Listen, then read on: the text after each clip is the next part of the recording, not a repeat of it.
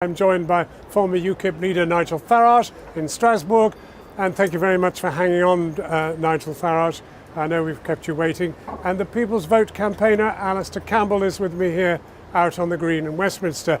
Nigel Farage, if we track back in history, you are the agent of where we are now. Your allies in the Tory party have tried to behead the Prime Minister, and of course a Brexit deal you don't like is in trouble in the Commons. Pleased with your handiwork? Well, it would be nice, wouldn't it, if the Prime Minister just simply kept her promises. I mean, this isn't just about the referendum, that people voted in. It's also about a general election in which she could not have been clearer. In her manifesto, we weren't just leaving the European Union, we were leaving the single market and the customs union too. She's the one that actually has betrayed voters who put their trust in her.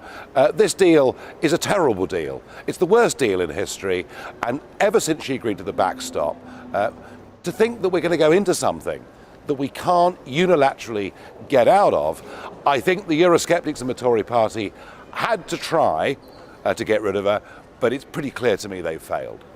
Alastair Campbell?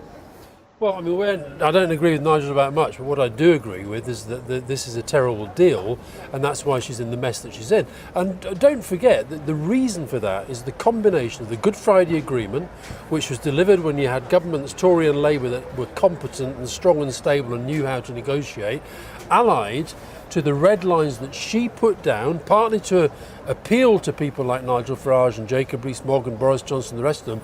The combination of that led to the fact, the necessity from the Europeans' perspective, rightly in my view, of the backstop. Now, in there now, she probably will get through it, but the problems that have been created by this process, they are not going away, and it's why I do believe this eventually is going to go back to another referendum.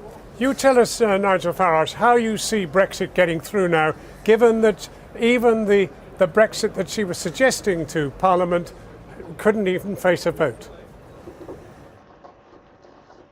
Well, I mean, tomorrow there's a summit in Brussels. I'll be there. I'm as certain as I can be, talking to group leaders here in Strasbourg today, there will be no significant concessions of any kind at all. So she comes back from Brussels with virtually nothing, perhaps a codicil that'll be added to the withdrawal agreement. My guess is she won't put it to Parliament next week. This will run into the new year. I don't see any way this deal gets through Parliament, and then we're going to face at some point, maybe towards the end of next month, a very big moment of what happens. Do we carry on, given the legislation that we've got, and just leave on March the 29th on World Trade Organization rules, which I haven't got a problem with, but I'm not convinced. I mean, particularly given that the Chancellor today called Eurosceptics extremists. So I think, and by the way, I don't want this, but I think we're headed towards a moment where we may well see a big push for Article 50 to be extended. Article 50 to be extended or conceivably remain?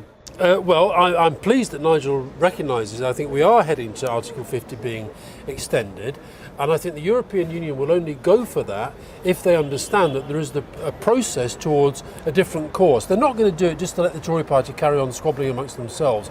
And I also think, from Nigel's perspective, I actually think the vision of Brexit that he has, he's not going to get it through Theresa May. So actually I think that Nigel's side of the argument should be out for a people's vote as well. This thing has got to go back to the people at some stage. The country is not uniting around any vision of Brexit, and it's got to go back to the people. Nigel Farage. People's vote? Well, there's one slight problem there, Alastair, and it's this. Well, hang on. There's one slight problem here, that with the last referendum, we were told explicitly that this was our decision and it would be implemented. That was then backed up in a general election, 85% of people voting for parties that wanted to leave. And Alastair, the idea that we have a second referendum, why wouldn't you simply ignore that referendum the way you have the first one? The whole problem with this, though, Nigel, is you did not have a plan. You and your people fought for this Brexit for years and years and years and years. We voted to leave. Yes, but you didn't have a plan for what that means. And the government has tried to make sense of it, and they've not been able to do so. And I also think that the country's not united after the first referendum. I think if there is another one, all the people who are involved in it, people like you, all the leaders of the parties, all the leaders of the campaigns, you just have to say, whatever the outcome now, this is it. last chance, we go out there, but you have to come up with a credible, deliverable Brexit plan to put against Remain. And you haven't got one, Nigel. That's your problem. The credible, deliverable Brexit plan is the one I fought for 25 years, which is a simple free trade agreement. And yes, assurances on both sides of the Irish border. This Prime Minister didn't even try for a free trade agreement. She tried, ever since that Florence speech, to get us back, wrapped in to as much of the European Union as she possibly could. I repeat the point. This is now a matter of trust. And we have far too many people in our political, media and business classes willfully disregarding the greatest democratic exercise in the history of our nation. And to ask us to do it again because you don't accept the result fills me with no confidence that when Leave wins a second referendum, as it would by a bigger margin, that you would change your position one iota. Well, if you're so confident, why not go for it? And I don't think you are confident, because I think actually you do. Because you'd ignore it. No, it's not down to me. And also, you talk about this being some kind of elite. You'd ignore it. This would be about You're not the a Democrat. people. This would be about the people saying whether the mess that you've helped create is what they want to proceed with. And they don't, Nigel, and you probably deep down you know it. We had this last time.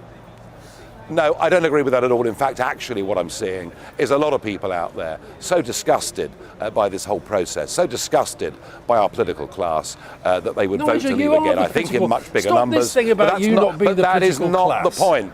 You cannot do this. You cannot do this. You cannot lie to the people on this scale. You simply don't accept the democratic will of the British people, and that of itself is a disgrace.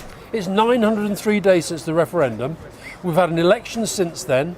We've got a Conservative Party in turmoil, and you still have not been able to put forward a plan that in paper we can all read and say that's how Brexit would work. You haven't done it, Nigel.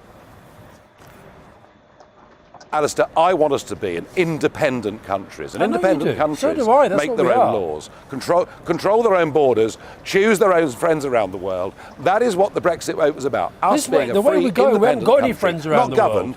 Not governed by a bunch of old men in Brussels. And the one point of agreement is that Mrs May is messing this argument up from both sides by trying to please everybody, and in the end, pleasing absolutely nobody. But that's why I'm saying, if you're confident and if they're screwing up to the extent that they are, you get behind another referendum and let's see what people really think. Because let's be honest, Nigel, nobody voted for this and the third one as well. And the third referendum, and the fourth referendum. You will never accept a democratic result against this set of institutions. You will never accept it. You didn't last time. Why should we believe you? Why should we believe you? Well, sorry, I thought John's opted out of this debate because I've explained to you, Nigel, the difference between the Brexit that you promised, the Brexit that Boris Johnson promised. They're all different, and now people know. Brexit is Brexit. Now people, Brexit is Brexit means nothing. Theresa May's found that.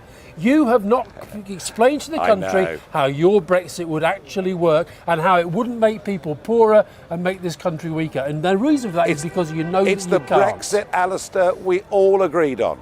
It's the Brexit you agreed on. It's the Brexit we all agreed on. It's the Brexit that it's the Brexit. It's the Brexit. Go and that write has a out draft of the single treaty. market, Nigel Farage, out of the European Union. Alastair Every single Campbell, major player. Nigel Farage, Alastair Campbell, thank you both. The argument lives on. Very grateful to both of you.